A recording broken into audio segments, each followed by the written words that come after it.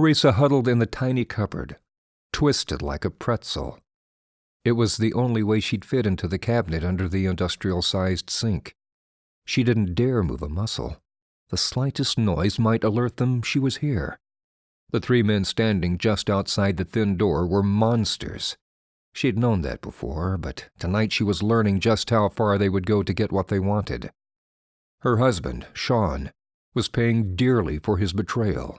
She closed her eyes and tried to shut out the sounds, but it was no use. Sean's agonizing moans echoed throughout the room. It was a sound she knew she would never forget.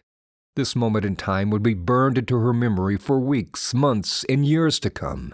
It was a nightmare she would relive, dissect, and ruminate over for the rest of her life. She briefly wondered if that life would last a few short minutes or countless years. Only time will tell, she supposed. She was so angry with Sean for getting them into this mess.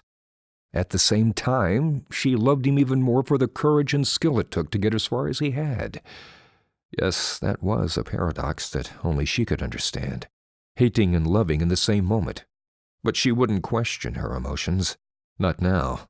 There would be plenty of time after this was all over to evaluate her feelings. She knew her husband was going to die. There was no way around it. Nothing that could be done to stop the evil machinations of that terrible man. She just hoped Sean's plan would work, and she could somehow survive her predicament.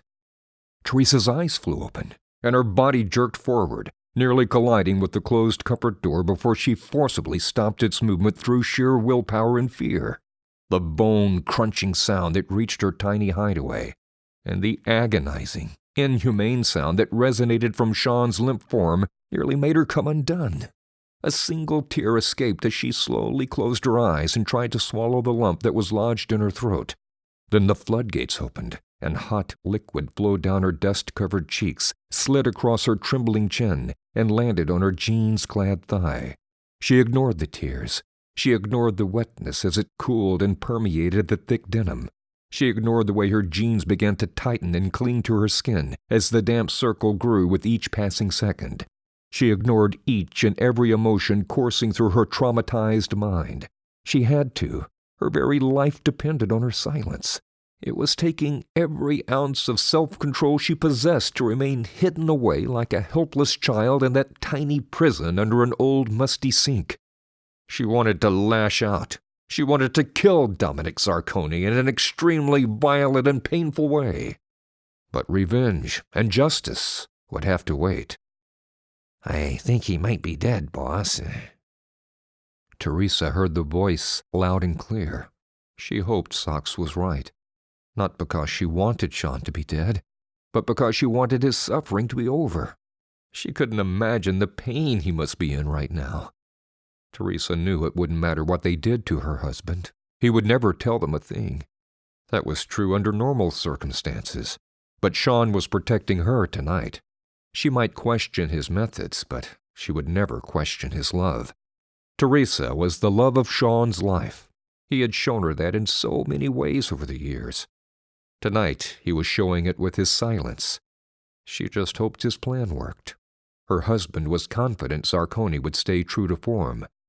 Once Sean had been eliminated, Dominic, or Dom as his men called him, would casually move on to his next task as if nothing out of the ordinary had just occurred. And of course, killing a man he considered a traitor wasn't really out of the ordinary for the ruthless mob boss. So he'd either do the final deed himself, or he'd order it done and casually walk away, confident cleanup would be thorough and complete in a matter of minutes. His men had plenty of practice in the art of disposal, and would deal with Sean's lifeless body quickly and efficiently.